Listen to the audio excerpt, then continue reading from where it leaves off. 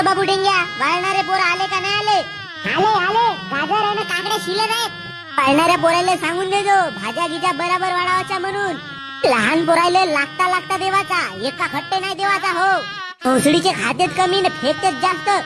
आणि गुलाबजामुन आणि दही वडे संपत आले तर एक एक बालटी पाहुण्याच्या मानपंकीसाठी काढून ठेवायचा. हो हो गण्या भाऊ. आणि हा डेकोरेशन कोण केला बे? भोसडीच्या आईला एवढा नाही समजा का? येती सोपा लावावा म्हणून नवरदेव नवरी पोटी बसतील घोड्यावर. अरे गण्या भाऊ, एकदम नको बावरे जुगा. एक एक हळूहळू सत्ता करतील बे. कधी करतील बे? लग्नाचा मुहूर्त जवळ आला तरी. आणि त्या भोसडीच्या हरामखोर डेकोरेशन वाल्यांना बक्षी काम आणून दिलं. त्याला लाव म्हणणं बक्षी आहे ना पोंगे. भोसडीच्या माझ्या घरी लग्न आहे ना, गावाला माहित नाही होत. चांगले गाणे लावू म्हणा. अरे गण्या भाऊ, टेन्शन नको घेऊ. अबे टेन्शन नको तर काय घेऊ बे? येती भोसडीच्यानं फक्त झेंडूचे फुलं लावलं. त्याला झेंडूचे फुलं लावायचे होते तर शेवंतीचे फुलं कोणी आपल्या बायकोसाठी नेलं का? भोसडी